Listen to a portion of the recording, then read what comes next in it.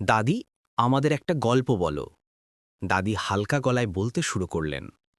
অনেক বছর আগে গাছপালা আর পাহাড়ে ঘেরা এক শান্ত রাজ্য ছিল, আলোকপুর। চারপাশে নদী, বন আর রঙিন ফুলের বাগান। সেখানেই রাজত্ব করতেন রাজা অরুণ বর্মা।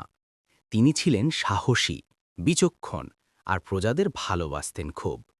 কিন্তু এই রাজ্যটার একটা অদ্ভুত নিয়ম ছিল।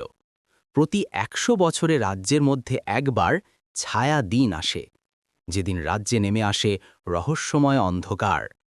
আদিত্য চোখ বড় বড় করে বলল, ছায়া দিন? ওটা কি? দাদি হেসে বললেন, ওটা খুব ভয়ঙ্কর দিন ছিল। পাখিরা গান গায় না, সূর্যও দেখা যায় না, এমনকি সময়ও যেন বন্ধ হয়ে যায়। চারদিক শুনশান। সেই দিন রাজ্যে এক প্রাচীন অভিশাপ জেগে ওঠে, যেটা শুধু রাজ পরিবার জানত। আদিত্য মুখ চেপে বলল, তারপর? একদিন রাজা অরুণ বর্মা জানতে পারলেন ছায়াদিন আবার আসছে। তিনি রাজ্যের গোপন গ্রন্থাগার থেকে একটা পুরনো পাণ্ডুলিপি খুঁজে বের করলেন। সেখানে লেখা ছিল, ছায়াদিনের রহস্য ভেদ করতে হলে রাজাকে খুঁজে বের করতে হবে ৩টি বস্তু। ১. নীল আগুনের পাথর। ২.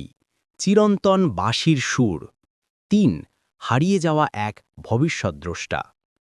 এই ৩টে জিনিস একত্র করলে ছায়াদিনের অন্ধকার চিরতরে দূর করা সম্ভব। রাজা কোনো বিলম্ব না করে একদল সাহসী মানুষ নিয়ে অভিযানে বেরোলেন। তাদের মধ্যে ছিলেন রাজ্যের প্রধান যোদ্ধা বীর সেন, রাজবৈদ্য তপন এবং এক তরুণ মন্ত্রপাঠক যার নাম ছিল অরিত্র।